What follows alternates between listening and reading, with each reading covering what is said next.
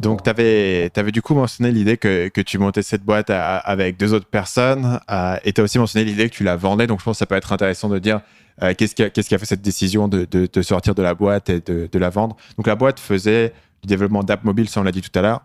Et, Ouais, euh, et donc, c'est pour c'est ça ça, on qu'on. faisait Ouais. de l'UX design et du dev. On était une douzaine fin d'année dernière. Et, euh, et du coup, il y a un peu plus de 3 ans, pour répondre à la question que tu m'avais posée plus tôt sur l'organisation, j'ai essayé de changer le modèle d'orga par un modèle, ce qu'on appelle un peu entreprise libérée dans les articles à la mode. C'est-à-dire qu'en fait, au fond de moi, euh, je crois pas trop en la hiérarchie. Je pense que tu peux faire des choses vraiment bien avec plein de gens sans créer une hiérarchie ou une forme pyramidale avec des chefs, des sous-chefs, etc. Et du coup, j'ai lu pas mal de bouquins sur le sujet, tu vois, Reinventing Organization de Frédéric Laloux euh, ou de Isaac Getz, des choses comme ça. Et j'en parle avec pas mal de potes et je me suis dit, il y a un truc intéressant et je le ferais bien dans ma boîte de tester, de dire je suis plus le boss de la boîte et comment est-ce qu'on va s'organiser entre nous.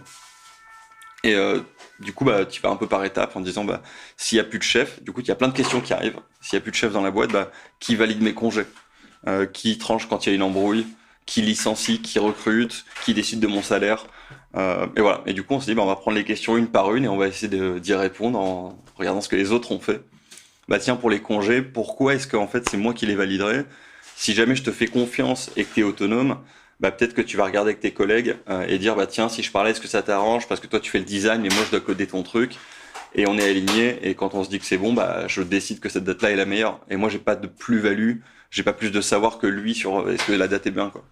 Et donc on a commencé par ce petit sujet-là en disant les gens vous choisissez vos congés vous-même et moi je les valide plus, je vous fais confiance. Par contre vous les mettez dans l'agenda, je les vois comme tout le monde, mais et en fait, on y allait étape par étape. Donc, on n'est pas allé jusqu'au bout. C'est-à-dire tu vois, un des grands sujets, c'est le fameux qu'on te demande, c'est mais comment vous faites pour les salaires? Comment vous décidez vous-même de vos propres salaires? Donc moi, mon but, c'était que les gens décident d'eux-mêmes de leur salaire. Avec, en gros, il faut déjà avoir deux croyances assez profondes qui sont que l'humain est bon au fond. Et du coup, si tu penses qu'il est bon, il va pas essayer de t'arnaquer, etc. Alors peut-être que c'est plus facile quand t'es 12 que quand t'es 5000, même si t'as des grosses boîtes de 40 000 personnes qui marchent comme ça. Donc c'est que l'humain est bon au fond et qu'il est intelligent. Et j'ai jugé que les gens que j'avais recrutés, ils avaient un bon fond et qu'ils étaient intelligents. Donc je pouvais leur donner du pouvoir de décision sur beaucoup de choses et que ça allait bien se passer. Et du coup, ça s'est bien passé. Et comment est-ce que ça fonctionne en matière disons, de décision stratégique et de responsabilité? Je pense à l'idée on a toujours ce biais de dire une décision qui a été prise par un comité est toujours inférieure parce que chacun cherche un peu à protéger ou c'est un peu tiré dans toutes ces directions et c'est plus difficile de prendre une décision tranchée ou d'avoir une direction qui est bien claire parce qu'il y a tellement d'intérêts différents qui tirent et que parfois, notamment dans une boîte, il faut prendre une décision qui sacrifie une certaine partie, pas forcément une certaine personne, mais tu vois, on prend la décision qu'on va plus aller chercher un tel type de client ou un tel type de projet et peut-être que pour les gens qui font tel rôle au sein de la boîte, c'est moins intéressant tout d'un coup, tu vois, parce que c'est moins les clients qui eux les intéressent, mais peut-être que d'un point de vue stratégique, il faut que quelqu'un prenne la décision. Et ce côté un peu autocratique, parce que ouais, si tu regardes, la plupart des boîtes fonctionnent de manière extrêmement autocratique, c'est-à-dire qu'au final, il y a une personne qui est responsable de prendre la décision par rapport à un certain domaine, prend la décision et voilà, c'est comme ça et on espère que la personne a pris la décision dans l'intérêt de tout le monde, mais il reste il est capable de prendre une décision tranchée. Comment est-ce que toi tu réfléchis à ça en matière de comment est-ce qu'on prend les décisions, comment est-ce qu'on débat, est-ce qu'on a un grand meeting où Bah tout le monde écoute, s'assoit je vais te donner et la on réponse vote? théorique Vas-y. et pratique Ouais. là-dessus. Sur la théorie, donc c'est pas quand tu es en entreprise libérée, c'est pas du consensus. C'est pas tout le monde donne son avis parce que bon quand t'es 10 ça peut aller, mais le consensus, t'as toujours une décision un peu molle, ça Ouais. prend du temps, les gens sont pas d'accord, tu tires la couette de ton côté comme tu dis. Sur notre modèle en tout cas, l'idée c'était de dire il y a une seule personne qui prend la décision, mais Ok. avant de la prendre, elle est obligée d'aller solliciter l'avis des experts, donc de gens qui ont plus d'informations et de connaissances que lui ou qu'elle, et de tous les gens que ça va impacter. Ok, donc toutes les décisions qui vont être liées au commercial dans ma boîte, bah, c'était moi, mais ça aurait pu être une autre personne, c'est juste que c'était mon secteur.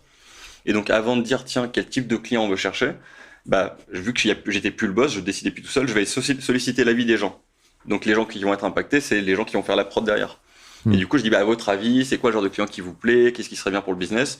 J'ai récupéré l'information, donc l'intelligence collective, mais à la fin, c'est moi qui ai tranché.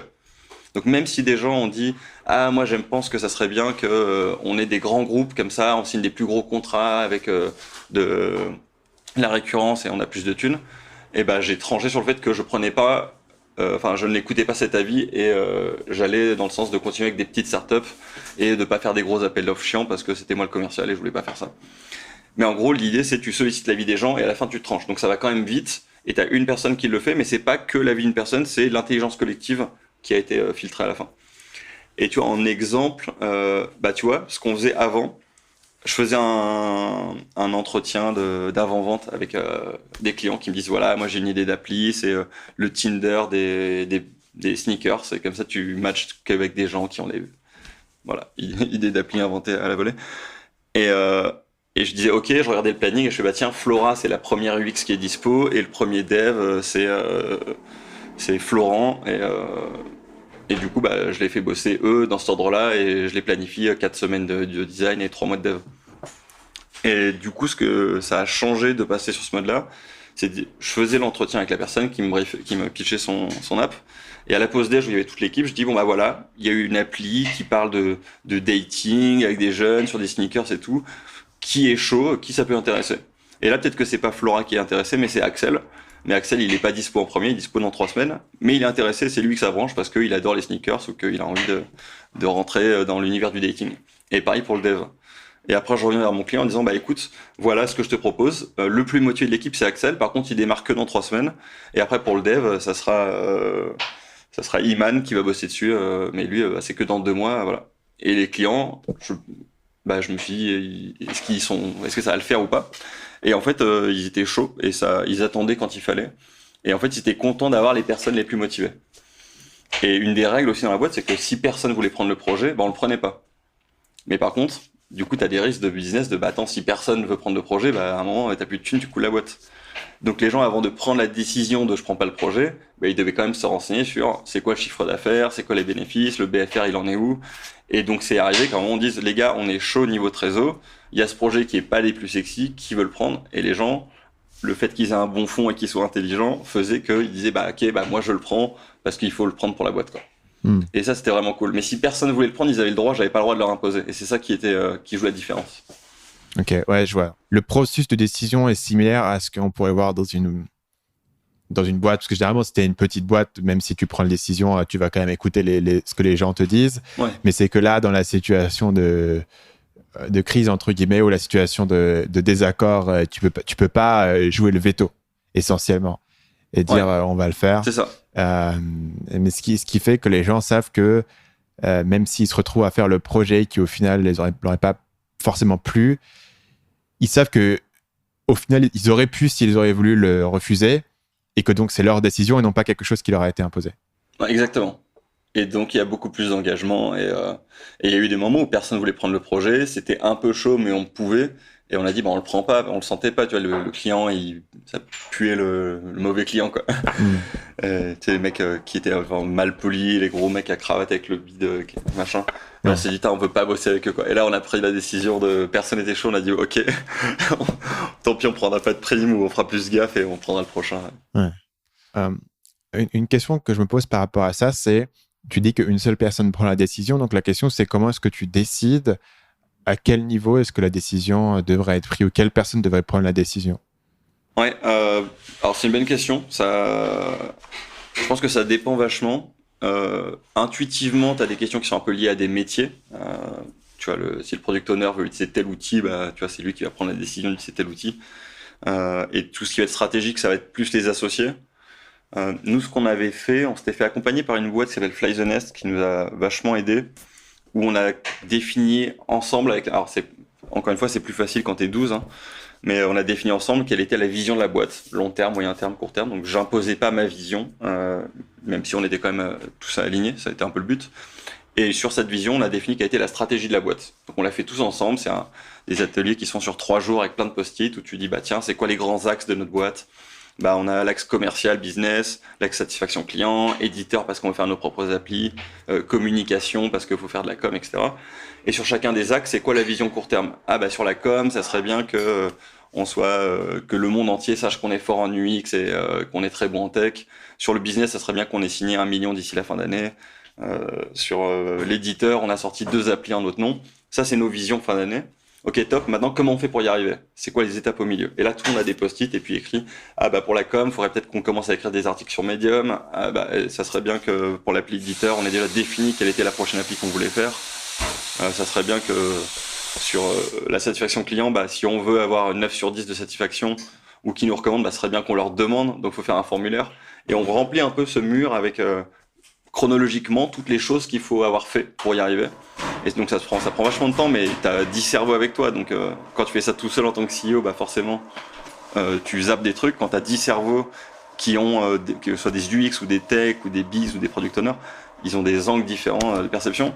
Et tu as un truc de malade devant toi. Et une fois que tous ces post-it sont affichés, tu dis aux gens, ok, il y a un post-it qui dit on a écrit 5 articles Medium d'ici le mois d'avril, qui le prend en charge? Et celui qui le prend en charge, ça veut pas dire que c'est lui qui rédige les 5 articles, ça veut dire que c'est un peu le owner, le propriétaire de ce post-it, de cette mission. Et sa mission, c'est qu'il y ait les 5 articles qui soient faits d'ici avril. Donc après, le moyen qu'il veut choisir, il le choisit. L'idée, c'est un peu les principes de base du management, de ne pas donner les moyens à quelqu'un, de ne pas lui imposer les moyens, mais plus le résultat. Et là, son résultat qu'il a choisi lui-même, c'est on a fait 5 articles sur Medium. Les moyens, si c'est harceler des gens, payer une community manager, voir en interne, machin, il choisit. Mais sa mission, c'est ça. Le formulaire de satisfaction est prêt, etc., où on a défini. Et donc, chacun prend des post-it en disant moi, je suis chaud pour ça. Donc, après, ça va sur Trello, on met les photos des gens. Et donc, chacun devient owner de ses propres projets. Et donc, il est libre de choisir les moyens qu'il veut mettre en place. Et en faisant ça, tu te retrouves à avoir 12 entrepreneurs qui font ce qu'ils peuvent à la hauteur. Alors, bien sûr, le temps que tu passes dessus, ça mord sur ton temps de prod. Donc, l'idée, c'est si quelqu'un dit moi, je préfère faire du dev iOS, ça m'intéresse moins de faire ça, il en prend pas, t'es pas obligé. Et donc, chacun prend plus ou moins de résultats. Moi, en tant que CEO, j'avais plus de marge, donc j'en prenais plus. Et en gros, tu te retrouves à avoir une boîte de plein d'entrepreneurs qui avancent sur plein de sujets et ta boîte décolle d'un coup, quoi. Et ça, c'est ce qu'on a fait il y a 4 ans et qui a vraiment... C'est un peu un des premiers pas dans le sujet entreprise libérée. Et c'était vraiment, vraiment cool. Salut, c'est Stan, j'espère que vous avez apprécié cet extrait du podcast Marketing Mania. Bien sûr, vous pouvez retrouver l'ensemble des épisodes du podcast, y compris les instructions sur comment vous abonner sur l'application Apple Podcast ou sur votre téléphone Android en vous rendant sur mon site à l'adresse marketingmania.fr/podcast. Je vous ai mis le lien dans la description de cette vidéo.